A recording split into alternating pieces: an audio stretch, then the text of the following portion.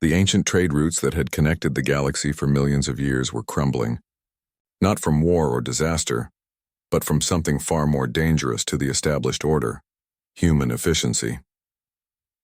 Captain Wu Jin stood on the bridge of his cargo vessel Swift Current, studying the star charts that had guided galactic commerce since before his species even existed. The routes were carefully planned paths that took ships safely between star systems, avoiding dangerous regions and following energy currents that made travel easier. "There's a gap here," Wu Jin told his navigation officer, pointing at the display. "The trade route goes around this nebula, adding 3 weeks to the journey. But if we go through it, we could cut the travel time by 60%.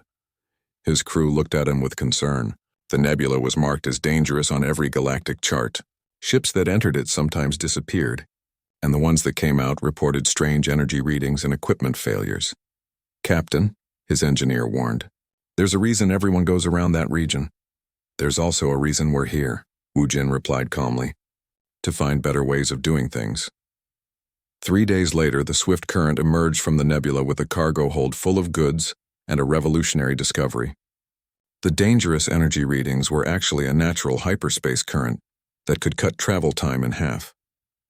The ships that had disappeared had simply gotten lost because they didn't know how to read the energy patterns. Within a month, Wu Jin had mapped safe passages through dozens of forbidden regions. Trade routes that hadn't changed in millennia were suddenly obsolete.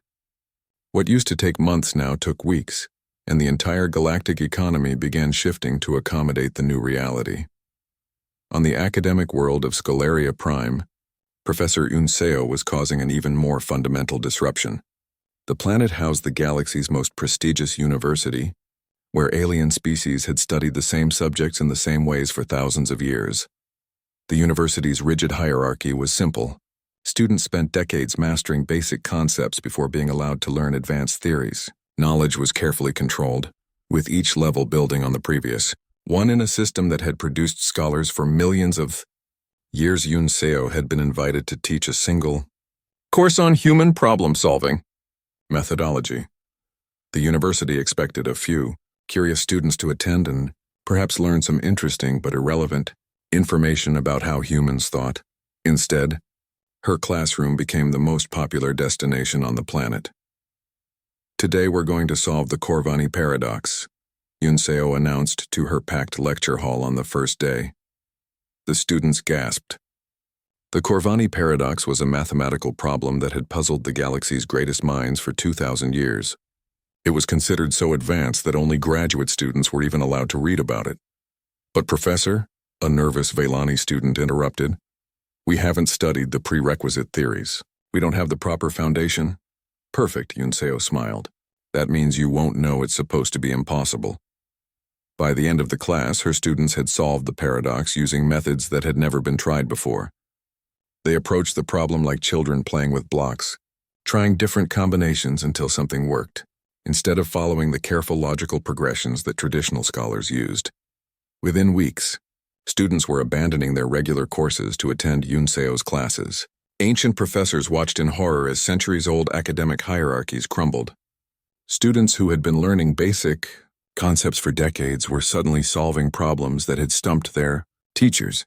"She's destroying our entire educational system," complained Dean Morthus to the university board. "Students think they can skip fundamental training and jump straight to advanced concepts. Are they solving the problems correctly?" asked board member Zalnith. "Well, yes, but that's not the point." The military implications of human thinking became terrifyingly clear during the spiral arm conflicts.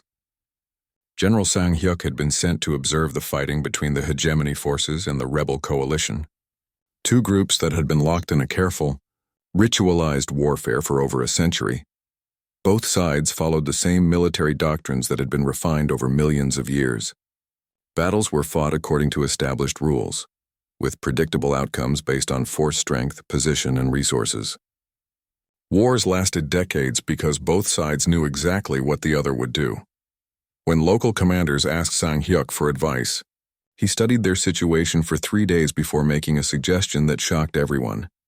"Stop fighting where they expect you to fight," he told the hegemony commander. "Hit them where they think you can't." "That region is impossible to attack," the commander replied. Our forces would be destroyed trying to reach it. Only if you try to reach it the way they expect, Sang Hyuk explained. What if you don't reach it at all? What if you bring it to you? Using human tactics that alien military minds considered suicidal, Sang Hyuk's advice led to victory ratios that defied all understanding of warfare. He didn't use superior technology or overwhelming force. Instead, he turned desperate situations into opportunities by doing things that enemies never expected. In one famous battle, he advised an outnumbered fleet to retreat directly into a black hole's gravity well, something that should have destroyed them. Instead, they used the gravitational forces to slingshot around the black hole and attack their enemies from behind at impossible speed. Human military doctrine doesn't make sense, reported General Vextar to the Galactic Military Council. They treat every disadvantage as a potential advantage. They turn retreat into attack, weakness into strength, and certain defeat into unexpected victory. The transformation wasn't limited to trade, education, and warfare. On the dead world of Castor 9, human terraforming specialist Hai Wan was performing what others called impossible ecology. Terraforming was supposed to take thousands of years. You carefully introduced simple organisms, waited for them to modify the atmosphere, then slowly added more complex life forms in a process that required patience and exact timing. Hai Wan had turned a lifeless rock into a garden paradise in 8 months. She doesn't terraform planets, reported the head of the Galactic Terraforming Council. She creates ecosystems that terraform themselves. Instead of following the careful step-by-step process, Hai Wan had introduced earth plants and animals that adapted and thrived in ways that enhanced existing conditions. Where traditional terraforming replaced existing environments, her methods made them better. The most dangerous disruption came from human philosopher Young Su, whose ideas about individual freedom and self-determination had begun spreading across dozens of worlds like wildfire. For millions of years, galactic civilization had been built on the idea that social order came from everyone knowing their place. Each species had rigid hierarchies, carefully maintained traditions, and systems that had worked for millennia. Young Su's simple idea that individuals should be free to choose their own paths was destroying social structures everywhere. On the rigid caste world of Helix Prime, workers began questioning why they had to spend their entire lives doing the same jobs as their ancestors. On the military world of Garrison Beta, soldiers asked why they couldn't choose their own assignments. He's not leading revolutions, reported the Galactic Social Order Council, with growing alarm. He's asking questions that make people lead their own revolutions. The most terrifying part was that the revolutions were peaceful. Young Su taught that freedom wasn't something you took by force, but something you claimed by simply refusing to accept limitations that others placed on you. Elder Thaxamira stood before another emergency council session, his crystalline form now showing visible cracks of stress. The humans are not conquering us through military might, he announced to the gathered representatives. They are conquering us through inspiration. Everywhere they go, they leave behind populations that think differently, that question everything, that refuse to accept that things must remain as they have always been. He gestured to the reports flowing in from across the galaxy. Trade routes revolutionized, educational systems transformed, military doctrines rewritten, dead worlds brought to life, and ancient social orders peacefully dissolving. They don't destroy our civilizations, the elder continued with growing despair. They inspire our people to rebuild them according to human ideals of improvement, freedom, and possibility. The chamber fell silent as the full scope of the disruption became clear. Humanity hadn't invaded the galaxy. They had infected it with hope and the dangerous belief that anything could be better. "What do we do?" asked Ambassador Veltar, his voice barely a whisper. Elder Thaxmira looked at the assembled representatives of species that had maintained galactic order for millions of years, all of them now facing populations that wanted to change everything. "We prepare for the galaxy they are creating," he said finally, "because ready or not, it's coming." The galaxy that emerged after the healing of the Mended One was unlike anything that had existed in millions of years of recorded history. Change, which had once taken millennia, now happened in months. Progress, which had been carefully controlled by ancient institutions, now flowed like water finding new paths. Dr. Byung-ho stood in his laboratory aboard the massive research station orbiting Earth. working with insights shared by the Mended One. The cosmic entity had given humanity access to knowledge that spanned dimensions, and Byung-ho was using it to build things that shouldn't have been possible. "The dimensional anchor is holding stable," reported his assistant, watching energy readings that defied conventional physics. "The structure exists in our space in 3 parallel dimensions simultaneously." Byung-ho nodded, focused on the construction taking place outside the station. What looked like a simple metal ring was actually humanity's first multidimensional megastructure, a space station that was bigger on the inside than the outside, drawing power from multiple universes at once. "Traditional engineering says this should collapse immediately," observed Commander Kildong, who was overseeing the military applications of the new technology. "The stress forces alone should tear it apart." "Traditional engineering assumes we're limited to one dimension," Byung-ho replied calmly. "But if you spread the load across multiple realities, the impossible becomes routine." The Dyson spheres and ring worlds that humanity began building dwarfed anything in galactic history. They didn't just surround stars, they existed partially outside normal spacetime, allowing them to harvest energy from multiple dimensions while taking up minimal physical space. On the diplomatic world of Harmony Prime, Ambassador Eun-young was dealing with a very different kind of construction project. She was building something the galaxy had never seen before, a government that actually worked for everyone.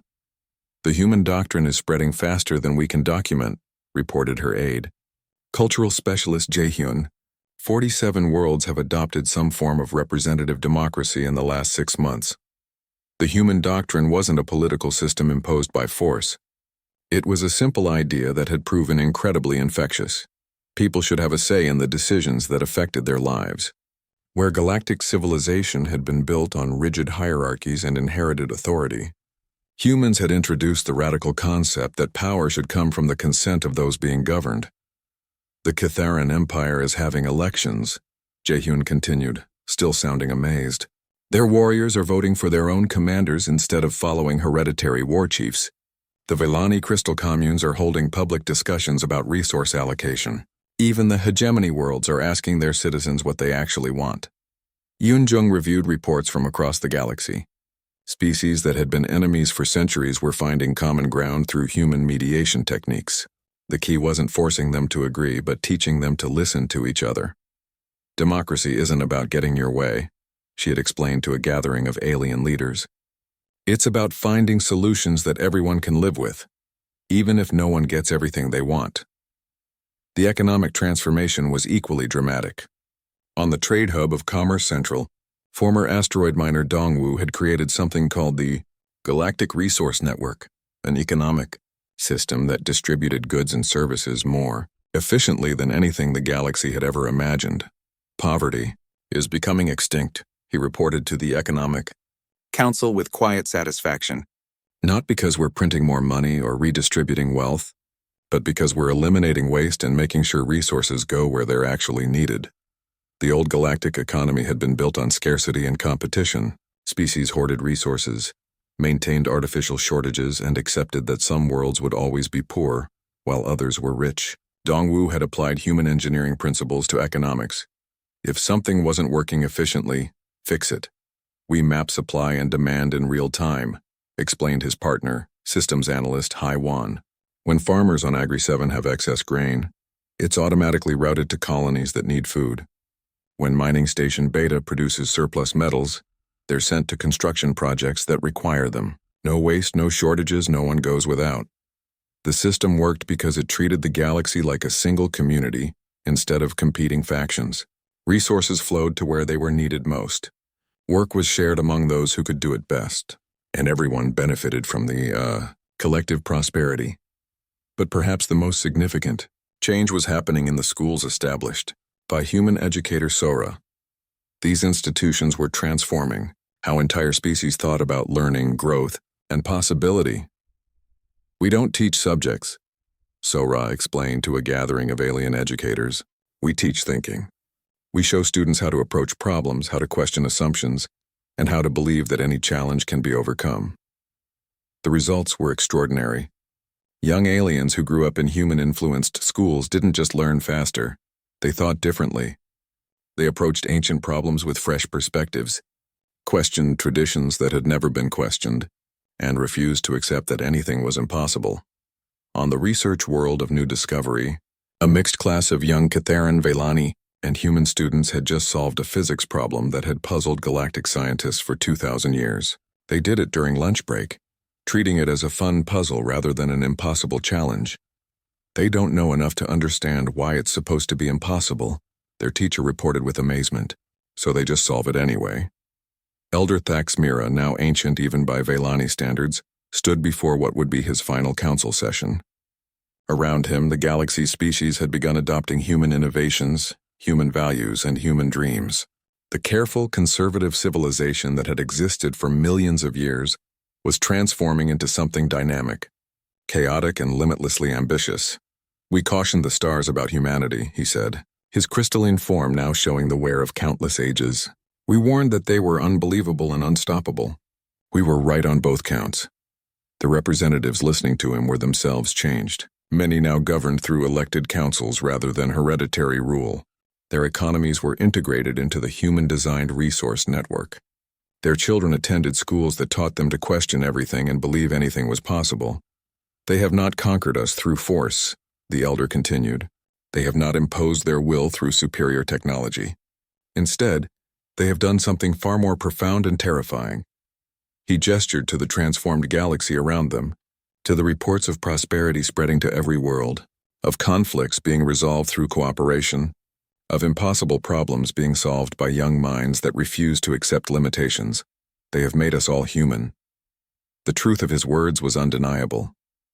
Across the galaxy, alien species were adopting human characteristics: the refusal to accept limitations, the drive to improve everything they encountered, the belief that any problem could be solved, and the unshakable conviction that tomorrow could always be better than today.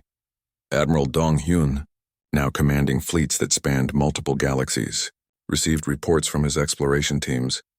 Captains Ga and Kang Min had successfully established contact with civilizations in Andromeda, carrying with them the same message humanity had brought to their own galaxy. "We come in peace, we want to help, and we believe anything is possible." "The Andromedans are curious about our democratic systems," Ga reported. "They want to know how we achieved peace between so many different species." "Tell them the truth," Dong Hyun replied. "We treated everyone like people worth listening to, and we refused to give up until we found solutions that worked for everyone." The expansion continued, carrying humanity's transformative influence to new galaxies, new civilizations, new challenges that would undoubtedly be solved in ways that seemed impossible until humans made them routine. On the observation deck of New Terra Station, young Mi watched the swirling galaxies visible through the transparent aluminum windows. She was the first human child born entirely among the stars, raised in a galaxy where dozens of species worked, played, and dreamed together in harmony. Around her, alien friends from a dozen different worlds shared their hopes for the future. They spoke of exploring dimensions beyond their own, of healing wounded realities, of spreading peace and prosperity to universes not yet discovered. Young Mi smiled, her mind already planning expeditions to places that existed beyond the boundaries of known space. In the distance, the Mended One tended to damage star systems, healing cosmic wounds with the same care that humans had once shown to its own ancient pain. The stars burned brighter now, as if the cosmos itself had awakened to new possibilities. And in the hearts of beings across multiple galaxies, the most dangerous and wonderful idea ever conceived continued to spread: the unshakable human belief that anything, absolutely anything, was possible. The elders had been right to caution the stars. Humanity truly was unbelievable and unstoppable, but they had also given the universe something it had never known before: hope without limits and the determination to make impossible dreams into everyday reality. The massive crystal dome glowed with soft blue light as thousands of alien beings gathered in the great council chamber. Some floated in special water tanks, others stood on multiple legs, and a few existed as pure energy wrapped in containment fields. They had come from every corner of the galaxy to hear the words of Elder Thaxmira. The ancient Velani slowly rose from his throne made of living crystal. His body looked like flowing water trapped in glass, and his eyes held the wisdom of 12,000 years. When he spoke, his voice reached every mind in the chamber through their neural links. "My fellow beings, Elder Thaxmira began. "Today I bring news that will change everything we know about the galaxy. The humans have achieved faster than light travel." A wave of concern rippled through the chamber. Species that had been traveling the stars for millions of years knew what this meant. Another race had joined the galactic community. "But these humans are different," the Elder continued. "We have watched their world for centuries. We have studied their wars, their art, their science. They are not like any species we have ever encountered." Far away in the empty space near the Kepler system, Captain Dong-hyun gripped the arms of his command chair as reality twisted around his ship. The Perseverance was humanity's first vessel to achieve warp speed, and Dong-hyun was the first human to see the stars bend and stretch like rubber. "Warp drive disengaging," called out his engineer, a young woman named Hae Young. "We're dropping back to normal space in 3, 2, 1. The universe snapped back into focus. Where moments before there had been empty black space, now massive structures filled their view screen. Rings of metal and crystal surrounded distant stars, and ships the size of cities moved between them like fish in an ocean. "Captain," whispered So Young from the communication station, "I'm picking up energy signatures everywhere. These structures, they're bigger than entire planets."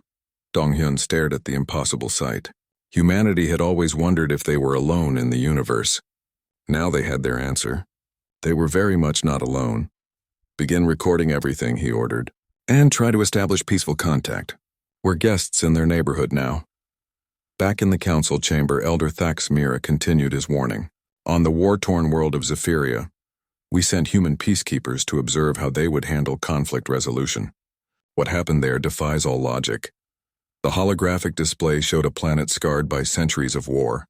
Two alien races, the Cathara and the Moldans, had been fighting over territorial rights for 300 years. Galactic mediators had tried for decades to broker peace, but every attempt had failed. Colonel Taemin had arrived with just 50 human soldiers, not to fight, but to talk. He was a quiet man with calm eyes who listened more than he spoke. The aliens expected him to follow standard galactic protocol, establish neutral zones, negotiate slowly over months, maybe achieve a temporary ceasefire. Instead, Taemin did something no one expected.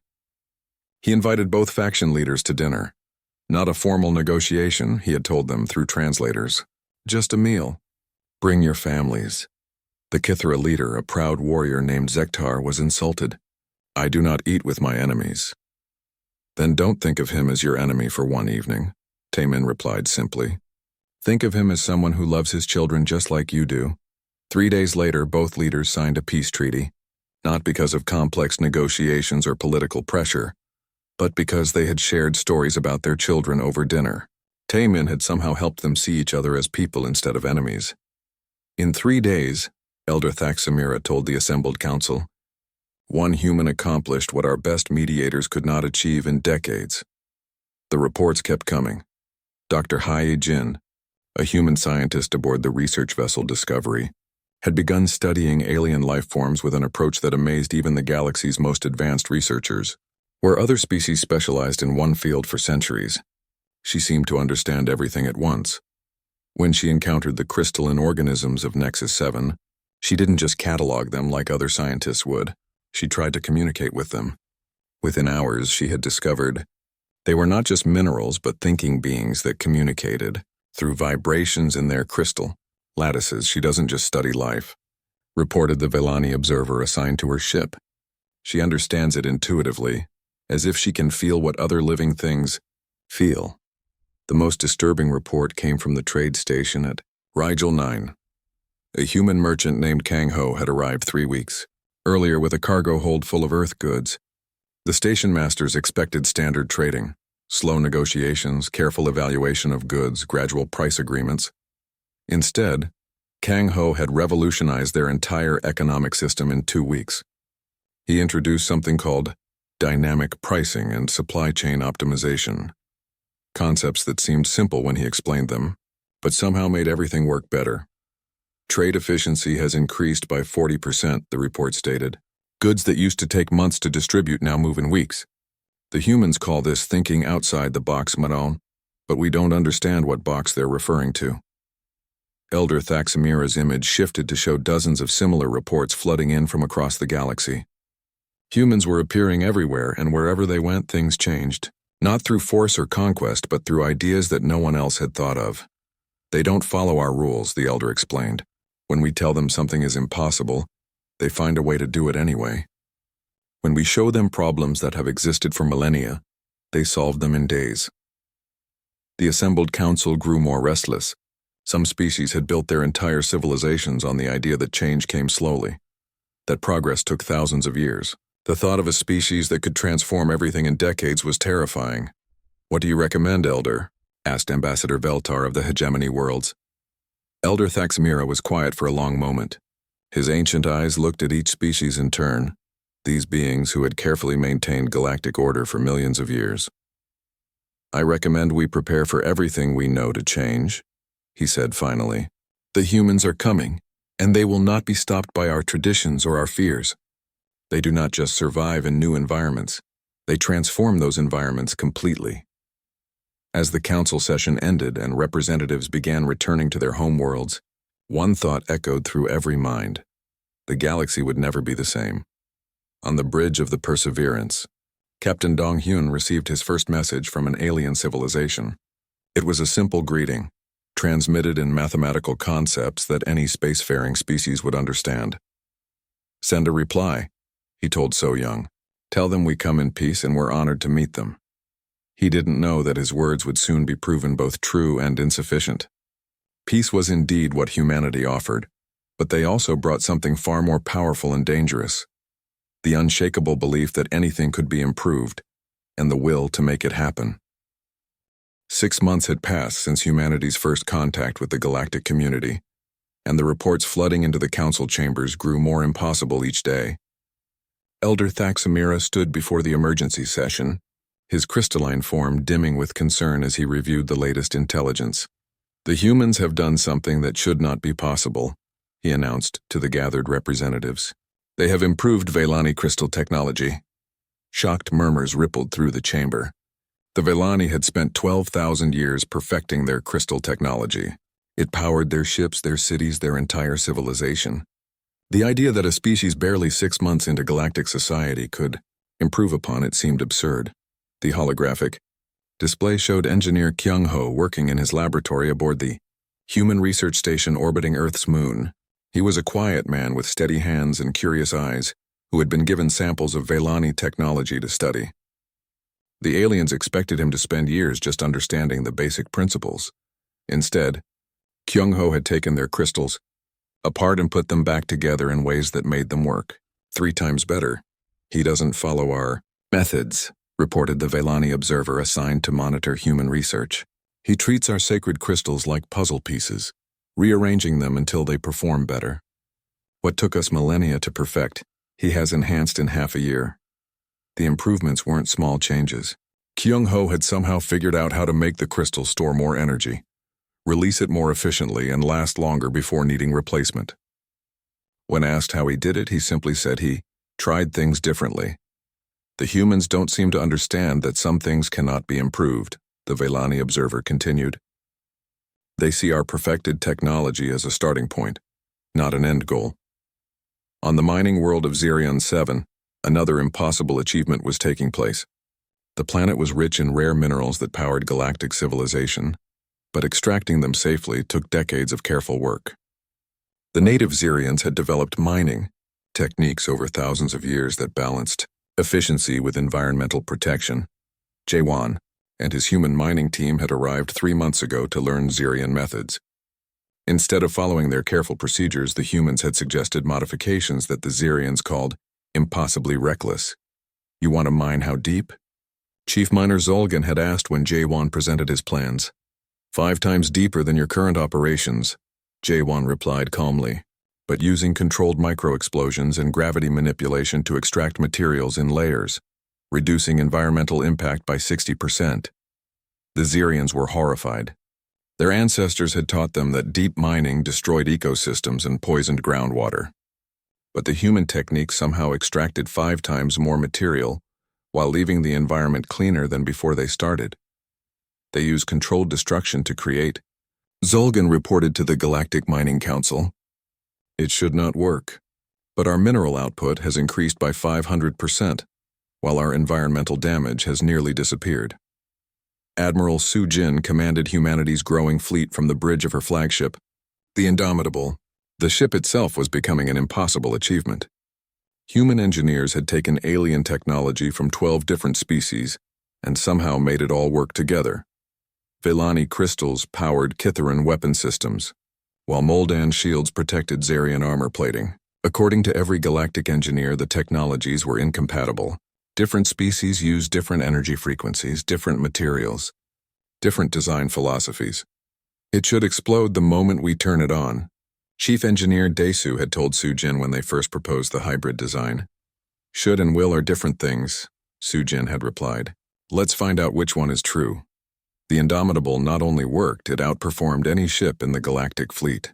The hybrid technologies somehow enhanced each other, creating capabilities that none of the original designers had imagined possible. But the most shocking achievement came from Dr. Boram, a human medical researcher working on the hospital station orbiting Zephyria. The planet's population was dying from a plague that had ravaged their species for over a century. The galaxy's best medical minds had declared it incurable. Boram had studied the plague for 3 weeks before requesting a meeting with the planet's health council. Can cure this, she announced simply. The Zephyrian doctors stared at her in disbelief. This plague has killed millions of our people. Our greatest medical researchers have worked for generations without success. That's because you've been trying to kill the disease, Boram explained. I want to teach your immune systems how to live with it and transform it into something beneficial. The idea was insane. Every medical principle in the galaxy said that diseases were enemies to be destroyed, not partners to be negotiated with. But Boram had noticed something others missed. The plague wasn't just destroying cells, it was trying to repair damage from an ancient genetic condition. Her treatment didn't cure the plague by destroying it. Instead, she modified it to fix the genetic problems it was originally trying to solve. Within days, not only were Zephyrians recovering from the plague, but they were healthier than their species had been in thousands of years. She didn't cure our disease, reported Chief Medical Officer Corthan. She turned our curse into a blessing. The impossible achievements weren't limited to science and engineering.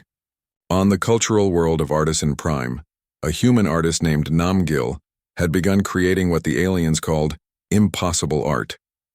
Art was supposed to be specific to each species. Kitharan sculpture resonated with Kitharan minds.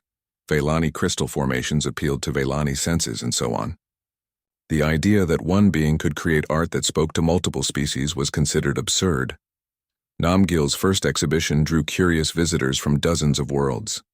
His sculptures somehow captured emotions that transcended species barriers.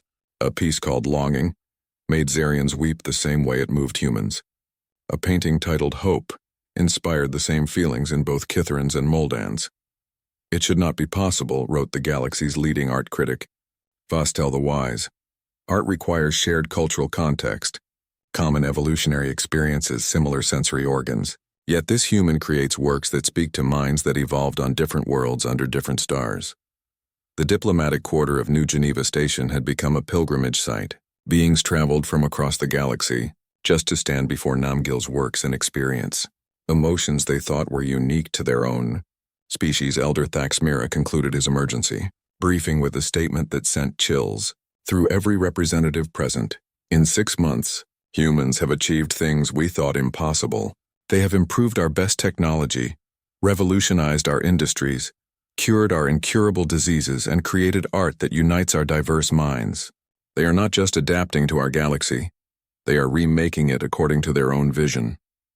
He paused, letting the weight of his words settle over the assembly. Our observers report that humans have a saying, the impossible just takes a little longer. They seem to genuinely believe that any limitation can be overcome, any problem can be solved, any barrier can be broken. Ambassador Veltar raised a tentacle nervously. What do they want? Surely they must have some goal, some plan for galactic domination. Elder Thaxamir's answer was perhaps the most frightening thing he had said yet. They want to help. They see our ancient problems and limitations not as natural laws, but as challenges to be solved. They are not conquering us through force. They are conquering us through making everything better. As the emergency session ended, Representatives returned to their homeworlds carrying the same terrible knowledge. Humanity was not just another species joining galactic civilization. They were a force of change that would transform everything they touched, whether the galaxy was ready for it or not. The emergency alarms echoed through every space station, every colony, every inhabited world in the galaxy. The Void Plague had broken free from its ancient prison in the galactic core, and it was spreading faster than anyone had ever seen before. Elder Thaxamira stood in the Council's crisis center, watching the holographic display show system after system going dark. Each red dot represented a star being consumed by the entity that had terrorized the galaxy for 3,000 years. The containment protocols have failed, reported Commander Zeknoth of the Galactic Defense Force. The Void Plague is moving toward the outer rim. At current speed, it will reach populated systems within 6 months. The Void Plague was not a disease in any normal sense. It was something far worse. A hungry darkness that devoured the energy from stars, planets, and anything else in its path. For 3 millennia, the galaxy's greatest minds had found only one solution: run away and hope it stayed contained. The careful evacuation procedures had been refined over centuries.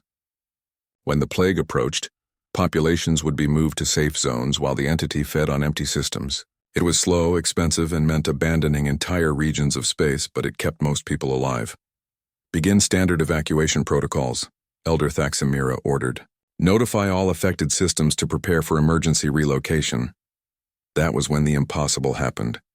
Instead of following evacuation orders, humanity did something that made the entire galaxy stop and stare in disbelief. Captain Dalsu received the evacuation notice while his science vessel, Breakthrough, was studying stellar formations near the Terran colonies. The message was clear: withdraw immediately to safe zones and await further instructions. Dalsu read the message twice, then turned to his crew. Change course. Set heading for the Void Plague. His science officer, a brilliant physicist named Su Jin, looked at him with concern. Captain, the evacuation order says to move away from the entity, not toward it. The order assumes we're trying to survive, Dalsu replied calmly. But what if we're trying to understand? The Breakthrough flew directly into the path of the cosmic entity, while every other ship in the galaxy fled in the opposite direction. As they approached the region where stars were going dark, Sujin began detecting energy patterns that no one had ever bothered to study before. Captain, she called excitedly, I'm reading something strange. The entity isn't just consuming energy randomly. There's a pattern almost like what? Like it's trying to communicate. While Dalsu's team worked, something even more unprecedented was happening throughout human space. Commander Hosiok had received reports that the Void Plague would consume several alien colony worlds before reaching Earth. The standard response would be to secure human territories and let the aliens evacuate to wherever they could find safety. Instead, Hosiok began organizing the largest rescue operation in galactic history. We're going to evacuate every inhabited world in the entity's path, he announced to his fleet commanders. Sir, Admiral Kwansu replied carefully, those aren't human colonies. We have no obligation to risk our ships for alien populations. We have every obligation, Hosiok said firmly. If we can save lives, we save lives. It doesn't matter what species they are. Human ships began arriving at alien worlds that had been marked for abandonment. The local populations were shocked to see rescue vessels approaching instead of fleeing. Millions of Kithran, Vellani, Zarian, and other alien refugees found themselves aboard human vessels, experiencing firsthand humanity's refusal to abandon anyone in need. On the refugee ship Haven, a Vellani family huddled together in the cargo bay that had been converted into emergency housing. The father, Tolmiran, had lived for 800 years and had never seen one species risk everything to save another. Why are the humans doing this? His daughter asked. Tolmiran watched human crew members distributing food and blankets to alien refugees with the same care they would show their own families. I think, he said slowly, they don't see us as aliens. They see us as people who need help. Back on the Breakthrough, Sujin made a discovery that changed everything. After days of studying the Void Plague's energy patterns, she found something that turned the galaxy's understanding upside down. Captain, this entity isn't a plague, she announced breathlessly. It's not even hostile. It's wounded. The readings were clear once she knew how to interpret them. The void plague wasn't consuming energy to destroy.